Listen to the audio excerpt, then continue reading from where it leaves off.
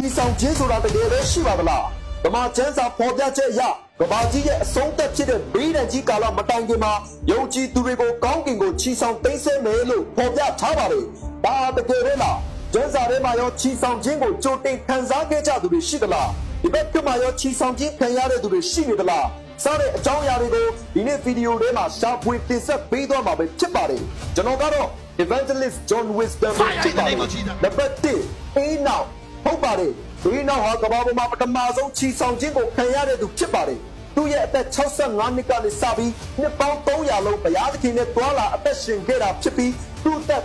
365နှစ်တိတိမှာကောင်းကင်ကိုအရှင်လက်ချီဆောင်ခြင်းကိုခံလိုက်ရတာပါအေးနောက်ရဲ့အဖြစ်ပြက်အားဖြင့်ကျွန်တော်တို့လည်းဘုရားသခင်နဲ့တွာလာအသက်ရှင်ဖို့သင်ခန်းစာယူစရာပဲဖြစ်ပါတယ်နံပါတ်2မောရှေဟုတ်ပါတယ်ဘုရားသခင်ရဲ့လူမျိုးတော်ကိုဦးဆောင်ဖို့ရွေးကောက်ခံရတဲ့မောရှေဟာအသက်120မှာမောဘပြည်ရဲ့တောင်ထိပ်ပေါ်မှာကွယ်လွန်ခဲ့တယ်လို့ကျမ်းစာထဲမှာရေးသားထားပါတယ်ဒါပေမဲ့အောဖို့ကောင်းတာကတော့မောရှေရဲ့အလောင်းကိုဒီနေ့အထိဘယ်သူကမှရှာလို့မတွေ့ပဲပျောက်ဆုံးနေတာပဲဖြစ်ပါတယ်မောရှေလက်ထက်မှာရေနစ်တင်ဆုံးခဲ့တဲ့အီဂျစ်ဘုရင်ဖာရောရဲ့အလောင်းကိုရှာတွေ့ပေမဲ့မောရှေရဲ့အလောင်းကတော့ယနေ့အထိပျောက်ဆုံးနေတာဖြစ်တဲ့အတွက်လူတချို့ကတော့သူ့ရဲ့ခန္ဓာကိုယ်ဟာချီဆောင်ခြင်းခံလိုက်ရတယ်လို့ယုံကြည်နေကြပါတယ်နံပါတ်3အေလိယ prophet ကြီးအေလိယဟာလည်းကောင်းကင်ကိုအရှင်လက်ချီဆောင်ခြင်းခံခဲ့ရတာပါ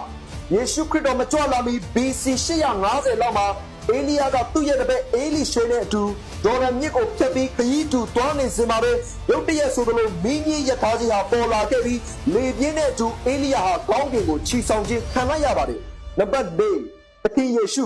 ဟုတ်ပါတယ်သခင်ယေရှုဟာလည်းတေယာကနေရှင်ပြန်ထမြောက်လာပြီးရက်40ကြာမှကောင်းကင်ကိုတက်ကြွသွားခဲ့တာပဲဖြစ်ပါတယ်ဒါကိုမယုံကြည်ကြတဲ့သိပ္ပံပညာရှင်တွေဟာသခင်ယေရှုအလောင်းကိုရှာဖွေဖို့ကြိုးစားခဲ့ကြပေမဲ့ဘယ်လုံးမှရှာလို့မတွေ့ခဲ့တာကြောင့်သူတို့ကိုယ်တိုင်တော်ယုံကြည်သူခရိယန်တွေဖြစ်လာကြပါတယ်ဒါတွေမကသေးပါဘူးကဘာကြီးရဲ့နောက်ဆုံးသောကာလဘေးဒဏ်ကြီး9နှစ်ရဲ့အဆုံးမှာသခင်ယေရှုဟာတန်ရှင်းသူတွေနဲ့အတူကဘာမြေပေါ်ကိုပြန်လဲကြွလာမှာဖြစ်ပြီးကဘာကြီးကိုနှစ်ပေါင်း1000စိုးစံအုပ်ချုပ်မှာပဲဖြစ်ပါတယ်နံပါတ်5မေတော်မာရိ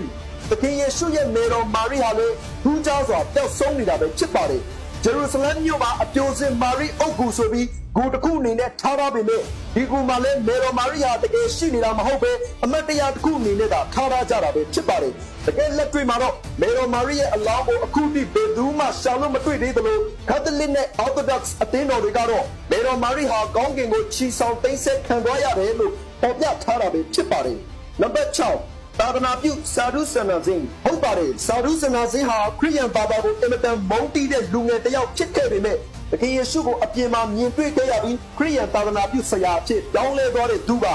သူဟာတိဘက်ဒေသတွေမှာသခင်ယေရှုကြောင့်ဝင်ငှရင်းနဲ့1929ခုနှစ်မှာပြုတ်ဝက်စမ်းကြယ်စွာနဲ့ပျောက်ဆုံးသွားခဲ့ပြီးယနေ့အထိသူ့ကိုရှာမတွေ့တော့ပါဘူးလူများစုကတော့သူဟာချီဆောင်ခြင်းကိုခံသွားရတာဖြစ်တယ်လို့ယုံကြည်နေကြပါတယ်ကဲဒီလောက်ဆိုရင်ချီဆောင်ခြင်းကိုကြိုတင်ခံစားခဲ့ကြတဲ့လူတွေအကြောင်းကိုထူးခြားဖွယ်လေ့လာကြရမှာဖြစ်ပါတယ်ဒီဗီဒီယိုလေးတဲ့ကဖွန်အားယူစရာတွေကတော့ဘေးဒဏ်ကြီးကာလမတိုင်ခင်မှာယုံကြည်သူတွေကိုချီဆောင်သိမ်းဆည်းတဲ့အချိန်ဟာအင်မတန်နီးကပ်လာပြီးဖြစ်တဲ့အတွက်ဘုရားသခင်နဲ့အတူနေ့ရက်တိုင်းမှာဆုတောင်းပြီးစောင့်ဆိုင်နေဖို့ပဲဖြစ်ပါတယ်